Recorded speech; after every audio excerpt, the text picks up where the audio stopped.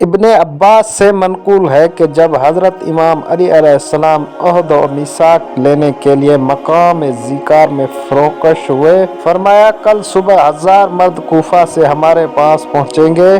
میں متفکر ہوا کہ مبادا کم اور زیادہ نہ ہوں اور لوگ بے اعتقاد نہ ہو جائیں۔ اگلے روز صبح کو جب وہ لوگ آئے تو میں راستے میں جا کر شمار کرنے لگا، 999 شخص آئے اور گزر گئے۔ میں نے اپنے دل میں کہا تعجب ہے کہ ایک آدمی کم ہوا۔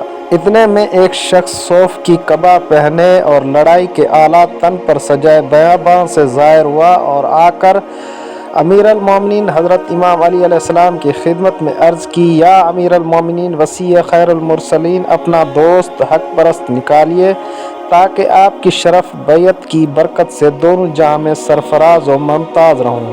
حضور آپ کی طرف سے جنگ کر کے درجہ شہادت پر فائز ہوں، یہ سعادت اپنے ساتھ بہشت میں لے جاؤں۔ امیر المومنین نے اپنا دست مبارک اسے دے کر فرمایا، مجھے میرے بھائی محمد مصطفیٰ صلی اللہ علیہ وآلہ وسلم نے خبر دی تھی کہ اویس نامی میری امت کے ایک مرد سے تمہاری ملاقات ہوگی جو خدا کا آزاد کردہ ہے، اور قبیلہ ربیہ اور مصر کے گوسفندوں کے بالوں کے شمار کے موافق میری امت کے آدمی اس کی شفاعت سے بہشت میں جائیں گے، اور وہ شہید ہوگا جبکہ اہل بغاوت سے تمہاری لڑائی ہوگی۔ راوی کہتا ہے جب 1000 آدمی ٹھیک ہو گئے تو میں بہت خوش ہوا، اور حضرت اویس کرنی جنگ صفین میں جناب امیر المومنین حضرت امام علی علیہ السلام کی طرف سے شہید ہوئے۔ یہ تھا حضرت اویس کرنی کا حضرت امام علی علیہ السلام کی خدمت میں پیش ہونا اور ان کی طرف سے شہادت کا جام پینا۔ اس طرح کے واقعات ہمارے یوٹیوب چینل جعفری رائٹس پر اپلوڈ ہوتے رہتے ہیں۔